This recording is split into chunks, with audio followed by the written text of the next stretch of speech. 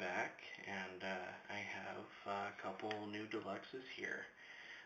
This time I chose to go with Barricade because he's one of the coolest Decepticons of the whole movie, in my opinion, and his car mode is even cooler.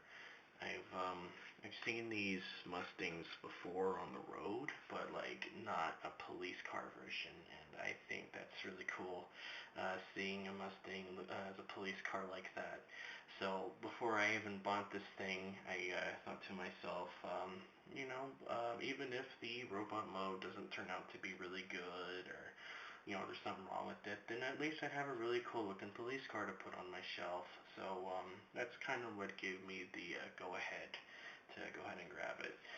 So you can see that there are two figures here, and one of them is already in robot mode. The one that is in robot mode is the original. This is the one that most of you are probably going to get, which understandable, because budgets and stuff like that. So, you can see how he looks here, and the reason why I already have this guy in robot mode is because he is not going to be the main focus of the video. That is actually going to be on this guy right here. This is the premium edition Barricade. I think that's what they're calling it. But anyway, so this has much nicer paint in many areas, like right from the sides. You can see he's got more of the proper symbols and numbers and stuff. Back of him, he's got a painted license plate, backlights, and even exhaust here. He has a painted back window. It's not like transparent like the sides or front, but it's still nice that they even bothered to do that. I am a little iffy toward the weird transparent silver they got going on the windows here. It's threw me off a little bit when I got it, but I'm getting used to it though. And then the police word on the door is actually much nicer looking. It's got like a nice shine to it and stuff now. So this car mode compared to the originals, basically everything that I just showed you on this guy, everything I just mentioned, he doesn't have. So that's what you need to know for if you're wondering about how the car modes stack up to each other. So let's see. I think there is one thing. He does come with a minifigure if you move his bull bar down. I think that's what it's called. And he actually has Frenzy. He turns into some kind of like engine block or something. It's probably not what it is. It's just some kind of little folded up mode, so he can be stored in the front of the car there. So Frenzy. You can kind of transform him, I guess.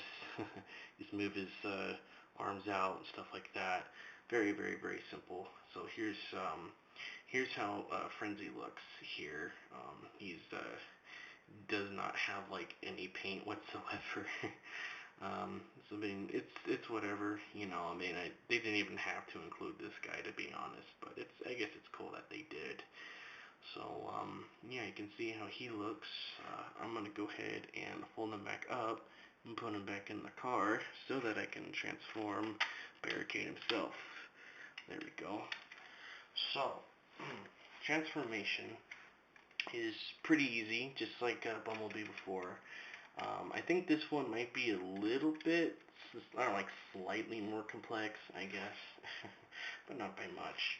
So first thing, you're going to want to grab the sides. I like to grab it by this section. Just give it a pull. You don't need to put that much force on it.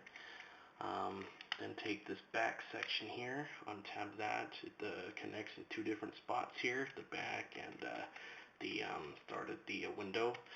So once you have that, you can hinge the whole assembly out, and you can kind of already tell it's going to be his arm, which you kind of already saw that on the original. But so you're going to do the same thing on the other side. Going to just grab, untab from these two bits here, and and then you can just bring his arm out like this. That. I like to keep his arms outward so that I can work with other stuff a bit more easy. So I'm going to take this whole section here. This is going to tab in there like so, like that. Going to take his what will become his legs and feet and separate that. This is going to hinge outward. Same thing on the other side. And then going to take his lower leg, bring that more out like so. Take his foot, and if you heard that little snap, that means that it actually almost like kind of hooks onto the section here, which is cool because it keeps it from moving too much, and it keeps him stable if he's trying to stand up. So I'm going to do the same thing on the other leg. So just do the exact same thing. Hear that little click or snap, whatever it sounds like on the camera here. And then there's these little bits on his feet that you move up like that. Probably not mandatory, but it's just a thing you can do. So once you do that, I'm going to take this section here and just move that down like so. And you can keep the little, either like his little insect wings or something like that. So, what I like to do here, I like to take these and spin these around so he has more like robotic detail on the outside of his arm. And then his hand, yeah, this whole thing's gonna kind of be his hand, which is a little ridiculous, but oh well. Yeah, you can just kind of hinge that out or leave it, whatever you want to do. So from there, he does have a little thing, like a little finger or thumb or something that can come out there, and then you can actually split this section to kind of, I don't know, give him like some claws or something. Not super movie accurate, but it's I guess better than nothing. So do the same thing on the other side. Move that, hinge that, bring out his little thumb, then move that out like so. You can just kind of position that like however you want. And then you can take the hood of the car, and this will kind of split like that. Kind of cool. And then you can just get your fingernail in there, get his head, and just kind of move that up a bit.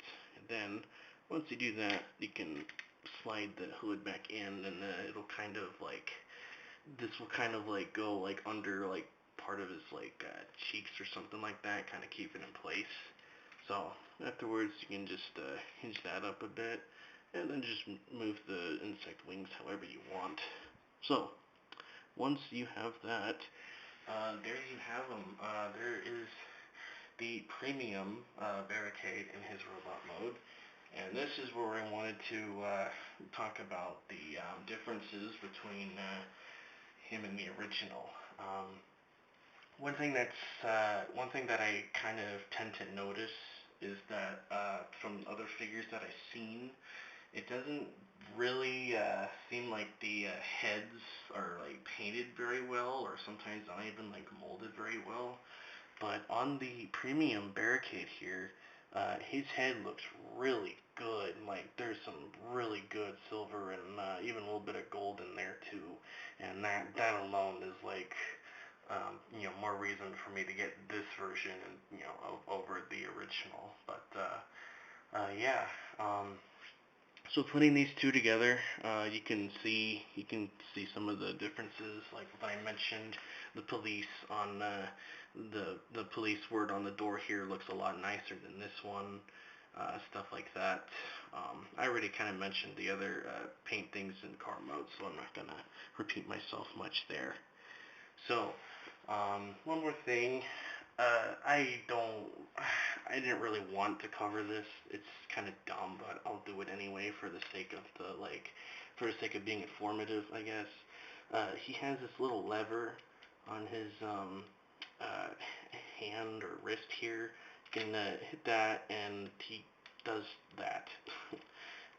Yeah, it's like the sort of kind of homage what he does in the movie, where this extends and becomes a weapon, but obviously it doesn't translate super well in figure form, so personally, I'm probably never going to do that again. Yeah, um, he's a really cool figure. I think he is one of the coolest Decepticons of the whole movie. And even if you don't really like the robot mode, I think the police car alone is probably going to sell most people. So there you have it. There's Deluxe Barricade, and I'm looking forward to returning to give my thoughts on more figures released for this movie. So yeah.